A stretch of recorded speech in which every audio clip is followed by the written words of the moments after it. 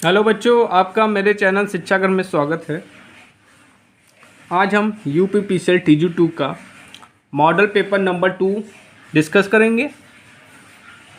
इस model paper में मैंने 50 ऑब्जेक्टिव क्वेश्चंस बताए हैं, जो कि मॉडल पेपर का पार्ट ए होगा। मॉडल पेपर का पार्ट बी 1-2 दिन में मैं अपलोड कर दूंगा। इन मॉडल पेपर को आप जो मॉडल पेपर मैं बना रहा हूँ इनको बड़े ध्यान से देखिए, क्योंकि यही मॉडल पेपर्स आप जो हैं कायदे से देख लेते हैं तो निश्चित तौर पे आप सफलता प्राप्त करेंगे। मैं मॉडल पेपर लगभग 20 मॉडल पेपर्स बनाऊंगा, और जो मॉडल पेपर्स 20 पढ़ लेगा तो उसका 100% सिलेक्शन तय है यूपीपीसीएल TG2। चलिए अगला क्वेश्चन देखते हैं। पहले स्टार्ट करते हैं। चलिए, समान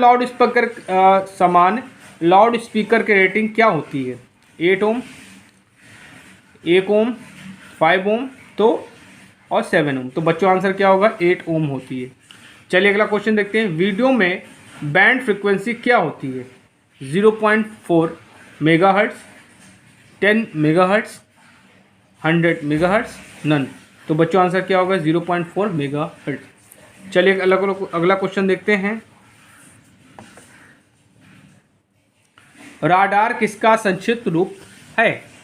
radio detection and raising, radio active and raising, radio direction and raising.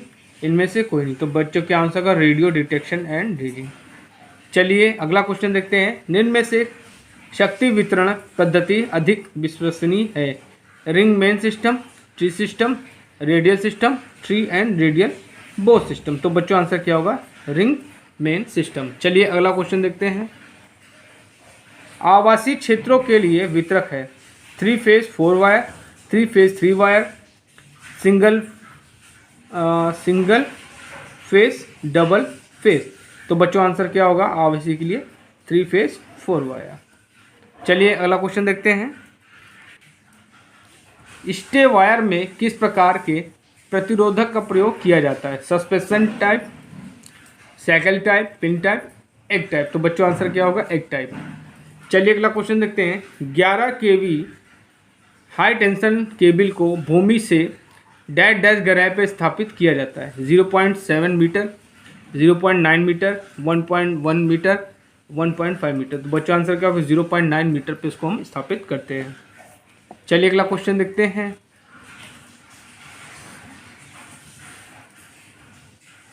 100 kilometre लंबी केबल का इंसुलेशन रेजिस्टेंस 1 मेगा ओम है। 5 किलोमीटर लंबाई के लिए इसका रेजिस्टेंस होगा। देखिए, एक फॉर्मूला होता है R1/R2 is equal to L1/L2। यहाँ से यूज़ करेंगे तो R1 आपको कितना दिया है?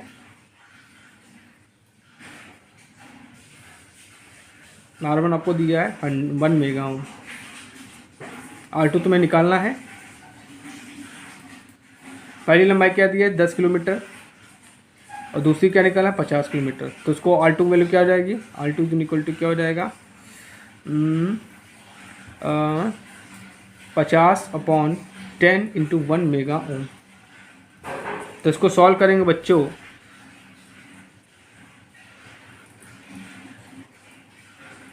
तो 5 इंटू 1 मेगा ओम। तो बच्चों इसका आंसर आएगा 0.2 mega ohm.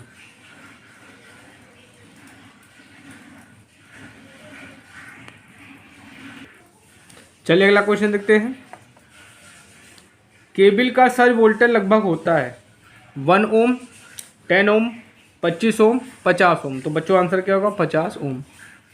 Corona dash dash voltage पर लागू होता है? करंट से कम, ब्रेकडाउन वोल्टेज से कम, करंट से अधिक, ब्रेकडाउन वोल्टेज से अधिक। तो बच्चों आंसर क्या होगा? ब्रेकडाउन वोल्टेज से कम।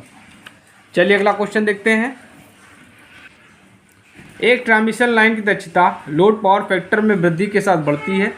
लोड पावर फैक्टर के वर्ग के व्युत्क्रमानुपाती होती है। लोड पावर फैक्टर में वृद्धि के साथ घटती है। लोड पावर फैक्टर से उत्पन्न वेक्टर से स्वतंत्र होती है। तो बच्चों आंसर पहला आपका सही है, लोड पावर फैक्टर से में वृद्धि के साथ बढ़ती है।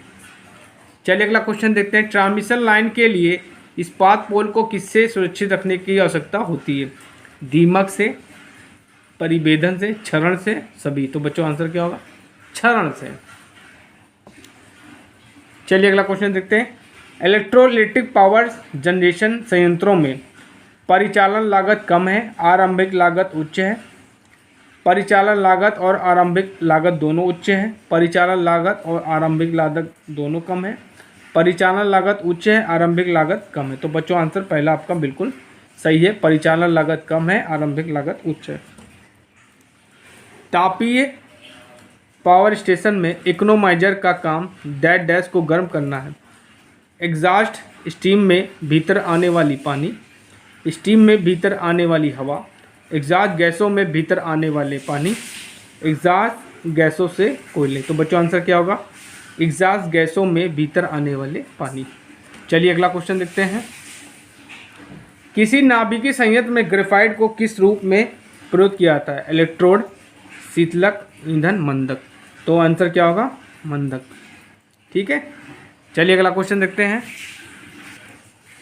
इनमें से किस प्रकार की वॉशिंग मशीन में कपड़े धोते समय ड्रम घूमता है? Tumbler, pulsator wash technique, turbulence jet pipe, agitator wash technique. तो बच्चों आंसर का टम्बलर। चलिए अगला क्वेश्चन देखते हैं। एक वैद्युत रूप हीटर में तापन की कौन सी विधि प्रयोग होती है? Resistance heating, induction heating, dielectric heating, arc heating. तो बच्चों आंसर क्या होगा? Resistance heating. यहाँ पे क्या होता है बच्चों? I² RT लॉसेस होते हैं, जिसके कारण क्या होता है? हीट जनरेट होती है। ठीक है। चलिए अगला क्वेश्चन देखते हैं। वेरिएबल फ्रीक्वेंसी ड्राइव का उपयोग करने से उपकरण को निम्नलिखित में से कौन सा लाभ होगा? मोटर के कंपन में वृद्धि, रखरखाव में कमी, उपकरण के जीवन काल में कमी, कोई नहीं। तो बच्चों आंसर क्या होगा आपका? तो बच्चों आंसर क्या होगा बच्चों आपका? रखरखाव में कमी। चलिए अगला क्वेश्चन देखते हैं। किस प्रकार की वायरिंग सबसे अधिक लोकप्रिय, सबसे मजबूत और सबसे अधिक उपयोग किया जाता है? Lead sheath thread wiring, concealed conduit wiring, surface conduit wiring, batten wiring. तो बच्चों क्या आंसर होगा? Concealed conduit wiring. चलिए अगला क्वेश्चन देखते हैं। घरेलू या औद्योगिक बिजली के स्थापन की बिजली खपत को मापने के लिए निम्नलिखित में से कौन से एनर्जी मीटर का प्रयोग किया जाता है? मेगर, 3 फेज 3 वायर वाले energy meter, single phase energy meter, 3 phase 4 wire वाले एनर्जी मीटर। तो बच्चों आंसर क्या होगा? Single phase energy meter. चलिए अगला क्वेश्चन देखते हैं। किस तरह के वायरिंग में परिवर्तन करना आसान होता है? Casing, better, क्लीट, conduct. तो बच्चों आंसर क्या होगा? क्लीट। चलिए अगला क्वेश्चन देखते हैं। घरों में पंखे और लैंप निम्नलिखित में जुड़े होते हैं? सीरीज में, पैरेलल में, combination of series and parallel, none. तो बच्चों आंसर क्या होगा? वायरिंग जो होती है हमेशा पैरेलल में होती है, क्योंकि वहाँ पे हमको वोल्टेज समान चाहिए होता है, और जहाँ पे हमको करंट की वैल्यू ज़्यादा चाहिए होती है वहाँ पे हम लोग सीरीज वायरिंग का प्रयोग करते हैं। देखिए जहाँ पे हमें सेम वोल्टेज चाहिए, सेम वोल्टेज, वहाँ पे पैरेलल वायरिंग यूज़ करें। क्या करेंगे? Parallel wiring.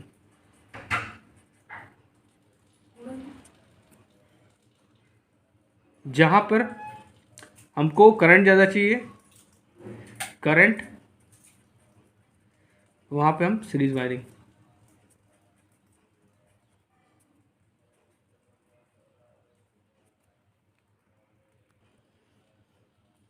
सुरक्षा की दृष्टि से स्विचों को निम्नलिखित का नियंत्रण करना चाहिए?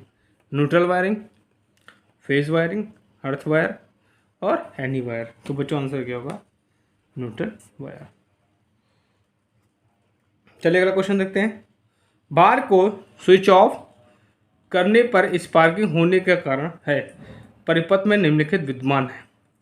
High inductance, high capacitance, high resistance, high impedance. तो बच्चों आंसर क्या होगा? High inductance. चलिए अगला क्वेश्चन देखते हैं जी। बहुत इंपॉर्टेंट क्वेश्चन है बच्चों, ये पूछा जा सकता है। 0 वाट के लैंप की विद्युत खपत है। नो पावर 5 से 7 वाट, 5 से 15 से 25 वाट, 25 से 30 वाट। तो बच्चों आंसर क्या होगा? 5 से 7 वाट। चलिए अगला क्वेश्चन देखते हैं। ये भी इंपॉर्टेंट क्वेश्चन है बच्चों, पूछा जा सकता है। इलेक्ट्रिक सर्किट को अति गर्म होने से कैसे बचाया जाता है? थर्मोकपल का यूज़ करके, संट का यूज़ करके, फ्यूज़ का, सोलोनाइट। तो बच्चों आंसर क्या होगा? फ्यूज़ का हम लोग यूज़ करते हैं। ये क्या होता है? फ्यूज़ ये प्रोटेक्टिंग डिवाइस है, प्रोटेक्टिंग डिवाइस है। इसकी रेटिंग किस में होती है? रेटिंग एम्पियर में होती है। ठीक। ओवरहीट होने पर, ओवरहीट जब होता है, तो क्या होता है? इसका जो मेटल होता है, इसके अंदर क्या होता है? एक मेटल होता है। मेटल जो होता है वो गर्म, वो पिघल जाता है। क्या आता है? पिघल जाता है, जिसके कारण क्या? सर्किट ब्रेक हो जाता है। सर्किट ब्रेक हो जाता है, और ब्रेक होने के बाद क्या होता है? फॉल्ट रुक जाती है। फॉल्ट रुक जाती है। ठीक है, चलिए अगला क्वेश्चन देखते हैं। लुमिनस फ्लक्स की यूनिट क्या है? साइमन, ल्यूमन, लुमिनस, दक्षता, लाइट विसरण। तो आंसर क्या होगा? ल्यूमन। चलिए अगला क्वेश्चन देखते हैं। अल्टरनेटर में डैम्पर वाइंडिंग का उपयोग करने का उद्देश्य निम्नलिखित में से कौन सा है? अल्टरनेटर की गति को बढ़ावा देना, हंटिंग प्रभाव को कम करना, आर्मेचर रिएक्शन इफेक्ट को कम करना, स्टार्टिंग टॉर्क प्रदान करना। तो बच्चों आंसर जो हम लोग डैम्पर वाइंडिंग यूज़ करते हैं वो हंटिंग को कम करने के लिए करते हैं। ठीक है, चलिए अगला क्वेश्चन देखते हैं। मशीन के दो निकटवर्ती ध्रुवों के केंद्रों के बीच की दूरी को डैश कहा जाता है। Front pitch, pitch factor, pole pitch, coil pitch. तो बच्चों आंसर क्या होगा? Pole pitch. चलिए अगला क्वेश्चन देखते हैं। स्टेटर में खांचों की संख्या और ध्रुव संख्या का अनुपात कहलाता है front pitch, pitch factor, pole pitch, coil pitch. तो बच्चों आंसर क्या होगा? Pole pitch. चलिए अगला क्वेश्चन देखते हैं। वेव वाइंडिंग में डैश होता है। ए बराबर पी, ए बराबर जेड, ए बराबर 4, ए बराबर 2। तो बच्चों आंसर क्या होगा? वेव वाइंडिंग में ए बराबर 2 होता है। अगर आपसे पूछा जाए लैब वाइंडिंग में क्या होता है? लैब वाइंडिंग में तो क्या होता है? जो कंडक्टर होते हैं वो पोल्स के बराबर होते हैं। ठीक है, चलिए अगला क्वेश्चन देखते हैं। निम्नलिखित में से कौन सा मेटल रेक्टिफायर कहलाता है? Silicon diode rectifier, gas tube diode, mica rectifier, और तो बच्चों आंसर क्या होगा? Silicon diode rectifier. चलिए अगला क्वेश्चन देखते हैं। चलिए देखते हैं। जब इनपुट मशीन एसी है और आउटपुट मशीन डीसी है तो मशीन को क्या कहा जाता है? Direct synchronous converter, direct asynchronous converter, rotary inverter, electrolytic rectifier. तो बच्चों आंसर क्या होगा? Direct synchronous converter. चलिए अगला क्वेश्चन देखते हैं। सिंक्रोनस मोटर आमतौर पर निम्नलिखित पर प्रचलित होती है। प्रचलित होती है, एक ही बात है। Unity power factor, leading power factor, lagging power factor, depend on voltage. तो बच्चों आंसर क्या होगा? Leading power factor. जो बच्चों सिंक्रोनस मोटर होती है, सिंक्रोनस मोटर, इसका पावर फैक्टर लगभग 1 होता है। पावर फैक्टर क्या होता है? 1 होता है। इसका हम लोग प्रयोग क्या करते हैं? पावर फैक्टर इंप्रूवमेंट के लिए करते हैं। पावर फैक्टर इंप्रूवमेंट के लिए करते हैं। पावर फैक्टर इंप्रूवमेंट के लिए हम लोग करते हैं इसका प्रयोग। चलिए अगला क्वेश्चन देखते हैं। बहुत इंपॉर्टेंट क्वेश्चन है, ये भी इंपॉर्टेंट क्वेश्चन था जो मैंने पहले इसको बताया। तुल्यकालिक मोटर का वी कर्व निम्न के मध्य संबंध बताता है।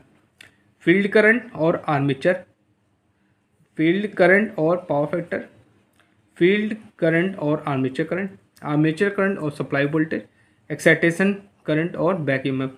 तो बच्चों आंसर जो होगा आपका ये होगा, जो आपकी फील्ड करंट थी, फील्ड आईएफ, और आर्मेचर करंट के बीच में ये क्या कहता है? वी कर्व होता है। क्या होता है? वी कर्व रिप्रेजेंट करता है।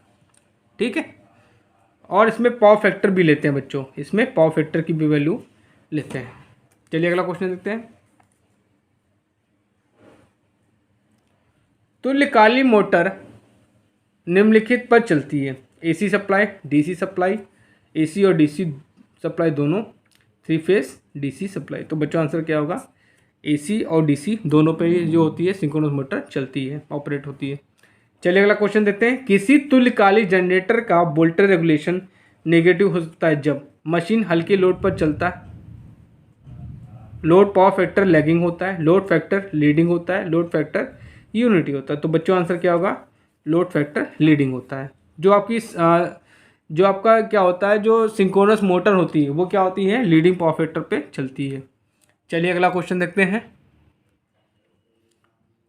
उच्च टर्मिनल वोल्टेज प्राप्त करने के लिए आमतौर पर थ्री फेज अल्टरनेटर को कैसे कनेक्ट किया जाता है? Short circuited, open circuited, star connected, delta connected. देखिए आपको वोल्टेज ज़्यादा चाहिए, ठीक है, तो स्टार कनेक्शन में स्टार जो कनेक्शन होता है उसमें क्या होता है, जो लाइन वोल्टेज होता है √3 टाइम्स ऑफ वीपी होता है, ठीक है। तो वहाँ पे हमको वोल्टेज ज़्यादा चाहिए, तो वोल्टेज ज़्यादा जाने के लिए प्राप्त करने के लिए हम लोग स्टार कनेक्टेड करते हैं। और करंट ज़्यादा प्राप्त करने के लिए, करंट प्राप्त करने के लिए ज़्यादा क्या करते हैं? डेल्टा कनेक्शन करते हैं, डेल्टा कनेक्शन। चलिए अगला क्वेश्चन देखते हैं। अल्टरनेटर के क्षेत्र परिपथ की डैश डैश प्रदायी होती है। An oscillating current, a direct current, and alternating current, a pulsating current. तो बच्चों आंसर क्या होगा? A direct current. एकल फेज प्रेरण मोटर के लिए प्रतिरोध split phase type starting motor में सहायक वाइंडिंग में निम्न में से क्या होता है? उच्च प्रतिरोध, निम्न प्रेरकी प्रतिघात, निम्न प्रतिरोध और उच्च प्रेरकी प्रतिघात, उच्च प्रतिरोध और उच्च प्रेरकी प्रतिघात, निम्न प्रतिरोध और निम्न प्रेरकी प्रतिघात। तो बच्चों आंसर क्या होगा? उच्च प्रतिरोध और निम्न प्रेरकी प्रतिघात। चलिए अगला क्वेश्चन देखते हैं। देख, यूनिवर्सल मोटर में बल आघूर्ण निम्न में से किसके समानुपाती होता है? आर्मेचर करंट के स्क्वायर के बराबर होता है, 1/, आर्मेचर करंट का स्क्वायर, आर्मेचर करंट और 1/, आर्मेचर करंट। जो आपकी यूनिवर्सल मोटर होती है बच्चों, यूनिवर्सल मोटर वो क्या होती है? सीरीज मोटर की तरह होती है, सीरीज डीसी सीरीज मोटर की तरह होती है। और डीसी सीरीज मोटर में क्या होता है? टार्क का जो रिलेशन होता है वो ऐसे होता है, T is directly proportional to armature current square. तो आपका क्या हो जाएगा? जो टार्क होगा क्या होगा? आर्मेचर करंट के स्क्वायर के डायरेक्टली प्रोपोर्शनल होगा। चलिए अगला क्वेश्चन देखते हैं। एक सिंगल फेज एसी मोटर को सेल्फ स्टार्टिंग बनाने के लिए डैश डैश को मुख्य वाइंडिंग में जोड़ने की आवश्यकता होती है। डैम्पर वाइंडिंग, डैम्पर वाइंडिंग आपकी कहाँ होती है? सिंक्रोनस मोटर में होती है।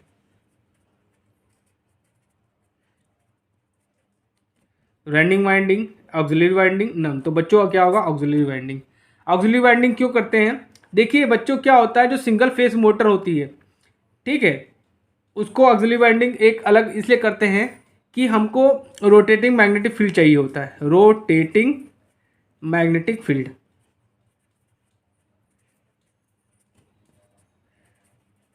और रोटेटिंग मैग्नेटिक फील्ड की कंडीशन क्या होती है? मैक्सिमम मिनिमम जो आपकी 2 वाइंडिंग होनी चाहिए। तो इसलिए हम लोग क्या करते हैं? एक ऑक्सिलरी वाइंडिंग बना देते हैं, जिसके कारण क्या होता है? रोटेटिंग मैग्नेटिक फील्ड जनरेट होता है, ठीक है। चलिए अगला क्वेश्चन देखते हैं।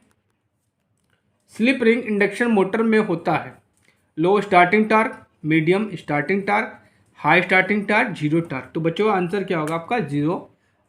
हाई स्टार्टिंग टार्क होता है। चलिए अगला क्वेश्चन देखते हैं। प्रेरण मोटर में ज़्यादा संख्या में ध्रुव हो तो lesser the speed, lesser greater the speed, lesser the frequency, greater the frequency. तो बच्चों आंसर क्या होगा? लेसर द स्पीड, ठीक है।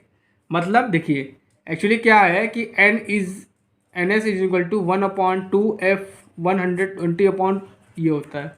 जो स्पीड होती है वो क्या होती है? 120F/T होती है। यहाँ से आप देख सकते हैं N is inversely proportional to poles, ठीक है। तो अगर जब पोल्स ज़्यादा होंगे तो स्पीड क्या होगी, कम हो जाएगी, और जब पोल्स कम होंगे तो स्पीड क्या होगी, ज़्यादा हो जाएगी। ठीक है, चलिए अगला क्वेश्चन देखते हैं। 3 फेज इंडक्शन मोटर में स्टार डेल्टा स्टार्टर मुख्यतः डैश डैश के लिए प्रयोग होता है। Reduce the starting speed, reduce the starting current, reduce the starting torque, none. तो बच्चों आंसर क्या होगा आपका, रिड्यूस स्टार्टिंग करंट। देखिए क्या होती है, जो इंडक्शन मोटर होती है उसमें स्टार्टिंग करंट जो करंट होती है, स्टार्टिंग करंट वो क्या होती है, हाई होती है। ठीक है, अगर हाई होती है जिसके कारण क्या होता है, वाइंडिंग भी जल सकती है और फाउंडेशन को उखाड़ भी सकती है। इसलिए हम लोग क्या करते हैं, उस करंट को कंट्रोल करने के लिए हम लोग स्टार डेल्टा स्टार्टर का प्रयोग करते हैं। चलिए अगला क्वेश्चन देखते हैं। प्रेरण मोटर का स्टार्टर डैश डैश से बनाया जाता है। कॉपर, सिलिकॉन स्टील, कच्चे लोहे, एल्युमिनियम। तो बच्चों आंसर क्या होगा, सिलिकॉन स्टील। चलिए अगला क्वेश्चन देखते हैं, सेकंड लास्ट। यदि हम एक प्रेरण मोटर के पोल को दुगना कर दें तो इसकी गति क्या होगी, गति 2 गुना हो जाएगी, गति 4 गुना हो जाएगी, गति आधा हो जाएगी, गति में कोई परिवर्तन नहीं होगा। देखिए मैंने आपको बताया कि N S is equal to होता है 120F/P। यहाँ से पता चलता है कि N is inversely proportional to poles. मतलब पोल्स को अगर आप स्पीड को दोगुना करोगे तो पोल्स क्या होंगे, आधे हो जाएंगे। ठीक है, तो बच्चों आंसर, और अगर आप पोल्स को दुगुना कर दोगे तो गति आपकी आधी हो जाएगी। तो बच्चों आंसर क्या होगा, इसमें गति आधी हो जाएगी। चलिए अगला क्वेश्चन देखते हैं। डायनमो प्रकार के माप यंत्रों का उपयोग इनमें से किसके रूप में किया जाता है, watt meter, frequency meter, energy meter, megger. तो बच्चों आंसर क्या होगा, वाट मीटर। देखिए जो डायनमो प्रकार का जो मीटर होते हैं उनको हम एसी और डीसी दोनों में यूज़ कर सकते हैं, एसी और डीसी दोनों में यूज़ कर सकते हैं। तो बच्चों आज मैंने आपको मॉडल पेपर सेकंड का पार्ट 1 बताया, जिसमें आपको 48 क्वेश्चंस बताए हैं। इन क्वेश्चंस को अगर आप पढ़ लेते हैं तो आप निश्चित तौर पे